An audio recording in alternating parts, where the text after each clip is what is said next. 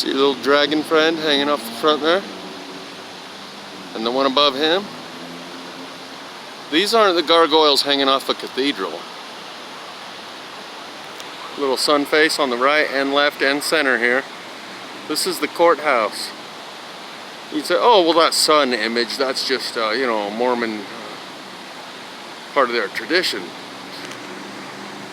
What about this face? And this face? This guy? And this guy here? How exactly do those on the four corners at this point fit into Mormon tradition?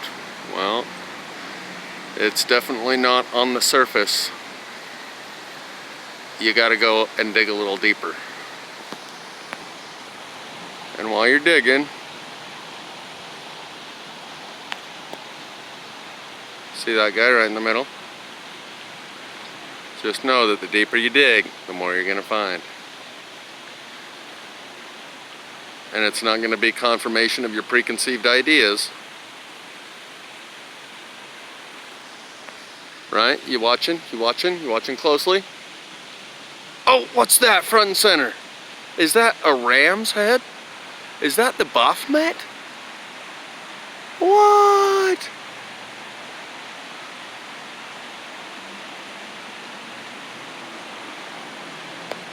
What about that guy right in the middle?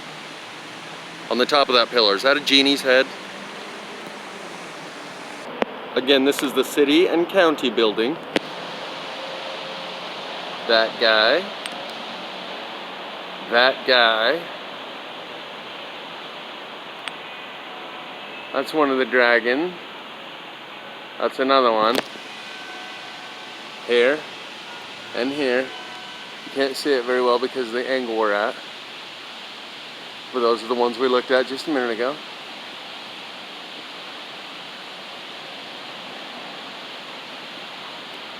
There's another one off each corner. One there. And one there. We'll have to back up to get a better view of those. But I wanted to come show you the Baphomet. And what is that? Oh, it's just, you know, the city and county building. So, what is that? Part of the Mormon lore and legend? Which part is that? I don't know. And then people just blow it off. In other words, they can put anything they want on here. And most people are not aware enough or care enough to even question it or look at it. Or know what it is that's looking down upon them as they enter the building and what it is that really enforces the laws around here. And exactly which laws those are. And I'll tell you what, down here, I haven't been down here in Salt Lake for quite a while. But it reminds me more of San Antonio. There was a spirit in San Antonio. Of course, it might have just been the fact that there was a concert called by Die Antwoord. That's D-I-E-A-N-T-W-A-R-D. Die Antwoord. You look up the music videos of Die Antwoord.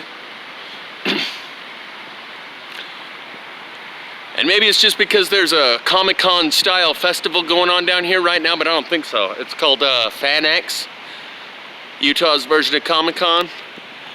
But that ain't what's going on here. There is a spirit that is spreading its tentacles, dropping a tentacle into every single person it can, and getting that person to drop it in the person next to them.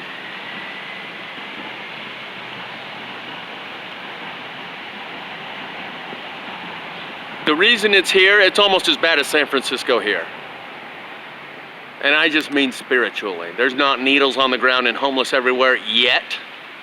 But just like Silicon Valley had a resource that this spirit wanted to take hold of in order that it could have power and control and influence over such a large amount of people, if it got the hub of Silicon Valley and that control structure under its wing and under its thumb, there is a group of people here in Utah, just like because there are so many good people who are in the Holy Spirit, and one man in the Holy Spirit is more powerful than 10,000 who are not.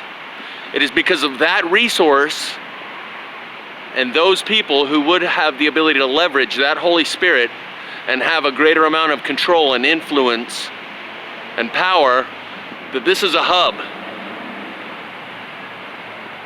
that the other spirits seek to dominate. And it is just as much under an attack. There's one on each corner here. One here, and one here. Then if you look over there, one here, and one there. I don't have a good enough zoom, but I'll try and get a better angle from backing up a little bit, but I can tell you what they are. Those are muzzles with canine teeth. Whatever the animal is up to your imagination. Okay, so I stabilized my camera a little bit. You can see the corner dwellers coming off each corner there. This guy, he's in the center of the screen now.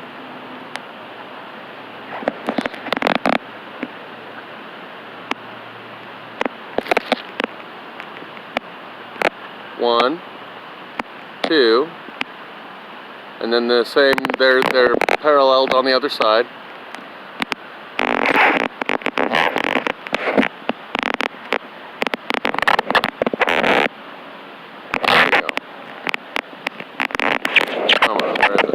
There.